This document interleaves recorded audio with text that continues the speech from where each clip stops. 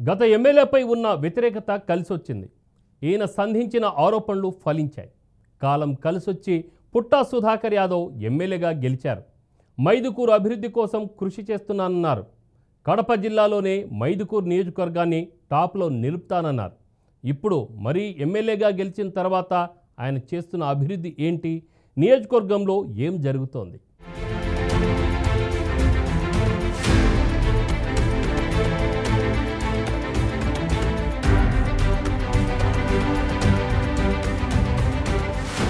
కడప జిల్లా మైదుకూరు నియోజకవర్గానికి అంతర్జాతీయ మార్కెట్లో మంచి గుర్తింపు ఉంది.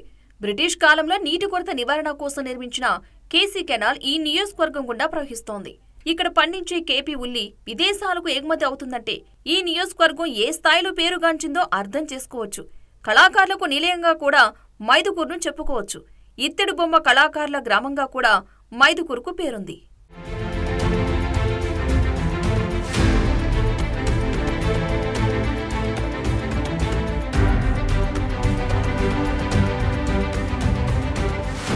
తొలి ఎమ్మెల్యేగా ప్రజా సోషలిస్ట్ అభ్యర్థి బొమ్ము రామారెడ్డి, రెండవ పర్యాయం స్వతంత్ర అభ్యర్థి పెలకోలను నారాయణరెడ్డి ఎమ్మెల్యేగా ఎన్నికయ్యారు. ఇక నాటి నుంచి నేటి వరకు జరిగిన ఎన్నికల్లో 7 సార్లు కాంగ్రెస్ పార్టీ, 3 సార్లు టీడీపీ, 2 సార్లు వైసీపీ, 1 సారి స్వతంత్ర అభ్యర్థి గెలుపొందారు. ఎన్టీఆర్ ప్రభంజనంలో కూడా అక్కడ కాంగ్రెస్ పార్టీ అభ్యర్థి డిఎల్ రవీంద్రారెడ్డి గెలుపొందారు. అప్పటి నుంచి ఇప్పటి వరకు డిఎల్, శెట్టిపల్లి కుటుంబాల మధ్యే పోటీ జరుగుతోంది.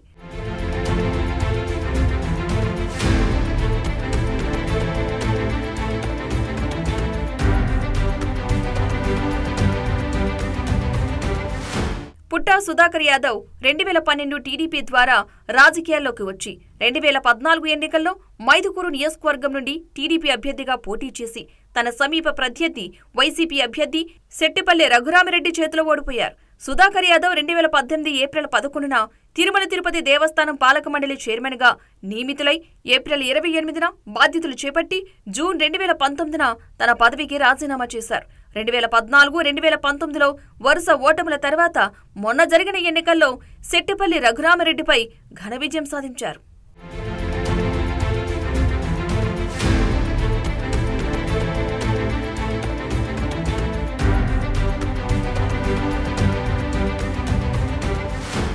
మూడు పర్యాయాలు రఘురామరెడ్డిపై పోటీ చేసిన పుట్టా సుధాకర్ యాదవ్ ఆయనపై ఉన్న వ్యతిరేకతను క్యాష్ చేసుకోవడంలో సఫలీకృతులయ్యారనే చెప్పవచ్చు. భూ కబ్జాలపై, చేస్తున్న అవినీతి అక్రమాలపై విరుచుకుపడ్డారు. ఈ ప్రాంత రైస్ మిల్లర్లు రేషన్ బియ్యం అక్రమార్కులంటూ అధికారంలోకి వస్తే వారి భర్తం పడతానంటూ తీవ్రమైన వ్యాఖ్యలు చేశారు.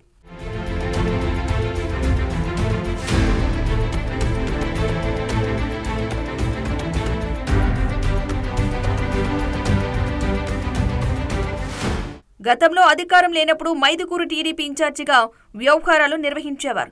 అప్పట్లో తన సొంత నిధులతోనే అనేక సేవా కార్యక్రమాలు నిర్వహించారు.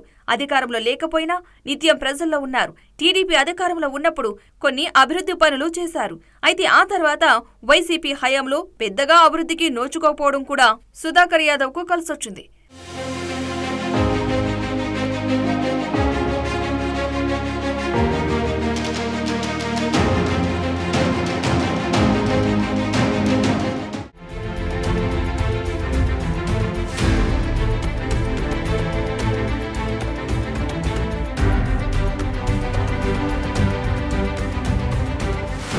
అధికారం లేని సమయంలోనే అభివృద్ధిపై ఫోకస్ పెట్టి సుధాకర్ యాదవ్ ఎమ్మెల్యేగా గెలిచిన తర్వాత పూర్తిస్థాయి అభివృద్ధిపై ఫోకస్ పెట్టారు. సూపర్ 6 పథకాలను లబ్ధిదారులకు అందేలా కృషి చేస్తానని చెప్పినట్లుగానే చేస్తున్నారని పలువురు చెబుతున్నారు. ప్రతి నెల ఇంటింటికి వెళ్లి పింఛన్ను పంపిణీ చేస్తున్నారని ప్రజలంటున్నారు. రోడ్డు మరమ్మత్తు పనులు చేపట్టారని స్థానికులు తెలిపారు.